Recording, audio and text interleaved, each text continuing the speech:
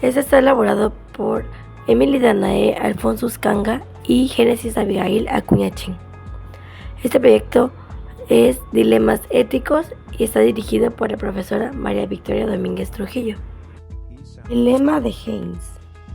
La mujer de Haynes está enferma de cáncer y se espera que muera pronto, si no se hace nada por salvarla. Sin embargo, existe un medicamento experimental que los médicos creen que puede salvar su vida, una forma de radio que un farmacéutico acaba de descubrir. Aunque esta sustancia es cara, el farmacéutico en cuestión está cobrando muchas veces más cantidad de dinero de lo que le cuesta producirla. Le cuesta $1,000 y cobra $5,000. Haynes reúne todo el dinero que puede para comprarla, contando con ayuda y el préstamo de dinero de todos sus conocidos, pero solo alcanza a reunir $2,500 de los $5,000 que cuesta el producto. Haynes acude al farmacéutico, a quien le dice que su esposa se muere y quien le pide que le venda el medicamento a menor precio o que le deje pagar la mitad más tarde. El farmacéutico, sin embargo, se niega, aduciendo que debe ganar dinero con él, ya que ha sido quien lo ha descubierto. Dicho esto, Haynes se desespera y se plantea robar la medicina. ¿Qué debería hacer? ¿Debe robar la medicina? ¿Por qué? Aquí, Haynes se enfrenta a un dilema moral, ya que debe decidir entre obedecer a la ley o salvar la vida de su esposa robando el medicamento. Aquí no tenemos una sola respuesta, ya que depende mucho de la forma en la que la razonamos moralmente. Este dilema nos va a permitir explorar distintas etapas del desarrollo moral, según teorías como las teorías de Lawrence Kohlberg. Aquí cada etapa representa una forma diferente de razonar lo que está bien o mal. Estas son 6 etapas. La primera etapa, pues aquí vemos la obediencia y el miedo al castigo. Pues de una primera instancia, nosotros podríamos pensar que si Haynes roba el medicamento se convertirá en un ladrón y si lo descubren irá a prisión.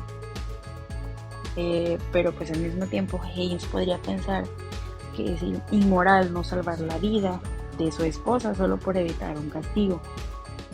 El miedo a una consecuencia legal no debería de pesar más que el valor de la vida de una persona, en este caso su esposa.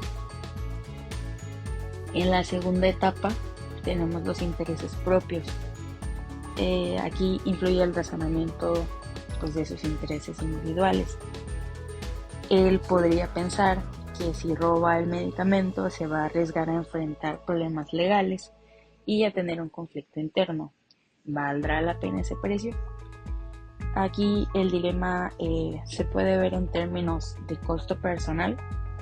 Sin embargo, el salvar a su esposa no es solo un interés propio egoísta, sería un acto de amor hacia su esposa. El vínculo que tiene con ella justificaría el ir más allá de una norma social y aceptar el riesgo a enfrentar conflictos personales. En la tercera etapa tenemos las expectativas de las otras personas. Aquí podría entrar en juego la mirada social.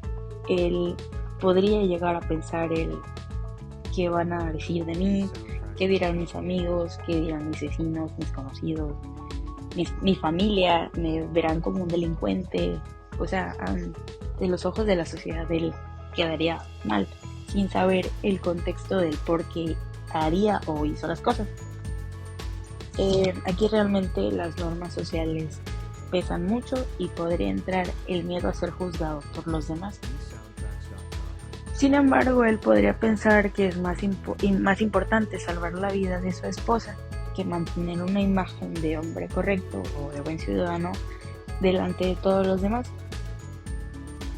En la cuarta etapa tenemos el orden social y las leyes. Aquí pasamos entonces al respeto por el orden social y las leyes. Nosotros podríamos decir que la ley es para todos por igual y no podemos violarla porque se rompería el equilibrio social. Esto es algo muy cierto, ya que la ley es la base de la convivencia. Pero, ¿qué pasaría cuando la ley protege más el derecho a la propiedad? En este caso, el farmacéutico pues tenía el derecho de propiedad con el medicamento y pues lo puede vender al precio que él quiera. Pero este derecho estaría violando el derecho a la vida. Este pues podría ser un muy buen ejemplo de casos extremos en los que se podría repensar las normas si están bien formuladas o no. Haynes debería de cumplir la ley ciegamente, incluso cuando esto conduciera a una injusticia, que en este caso sería el fallecimiento de su esposa. En la quinta etapa tenemos el contrato social y los derechos. Este es un estadio en el que vamos a reconocer que ambos tienen derechos. La esposa de Haynes tiene derecho a vivir, pero también el farmacéutico tiene derecho a vender su medicina al precio que desee.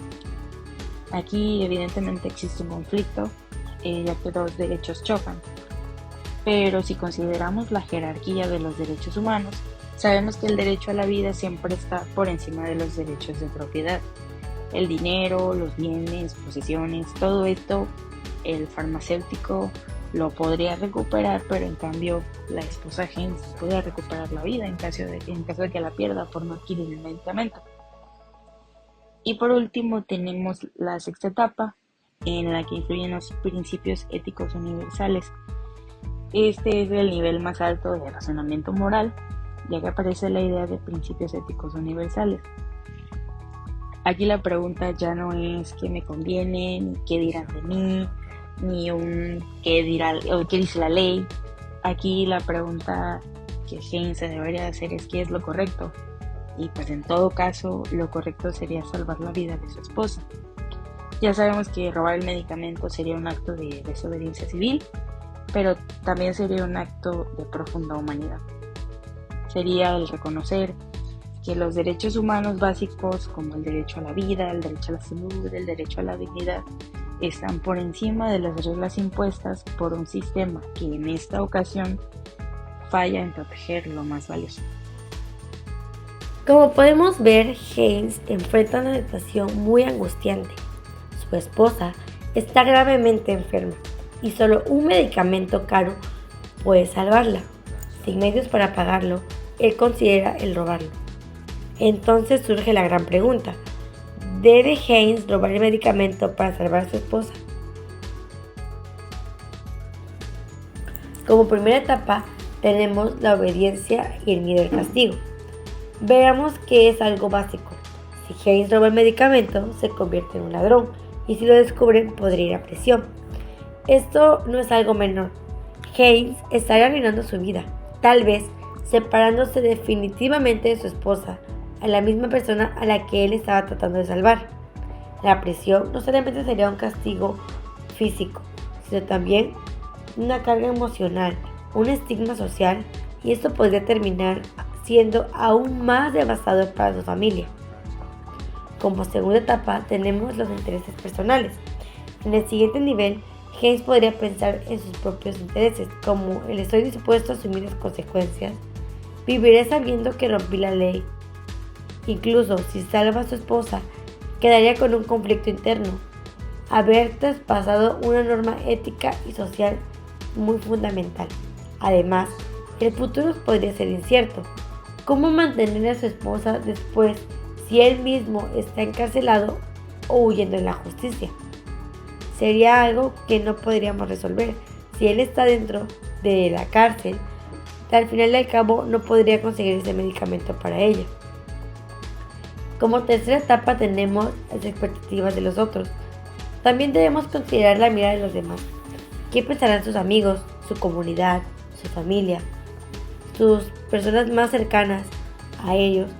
Algunos pueden llegar a comprender sus motivos, otros verán sus acciones como una traición a los valores sociales. La confianza es algo fundamental en cualquier sociedad. Si empezamos a justificar el robo por causas personales, aunque sea el más noble, puede llegar a causar un problema muy fuerte, porque ya no podríamos poner límites a los robos, ya que podría justificarse con cualquiera de esas causas. ¿Cómo podríamos decidir qué causas son válidas y cuáles no? Como cuarta etapa tenemos el respeto a la ley y el orden social. Aquí llegamos a un punto muy importante, el respeto a las leyes. Las leyes no solamente están para proteger los derechos individuales, sino también para garantizar una convivencia sana. Si todas violaran las leyes según su criterio, el orden social colapsaría de plano. Hoy Hayes está robando por amor, mañana podría ser otro robando por codicia o por envidia, justificándose también en sus propias necesidades. Como quinta etapa tenemos el contrato social y derecho enfrentados. Es verdad, en este dilema chocan dos derechos legítimos. La esposa de Hayes tiene derecho a la vida y el farmacéutico pues tiene derecho de vender su producto al precio que él estime justo. Ambos derechos deben ser respetados. El problema del fondo es, aquí no es Hayes ni el farmacéutico, es el sistema que hace que la vida dependa del dinero. Pero no podemos resolver esta injusticia cometiendo otra injusticia.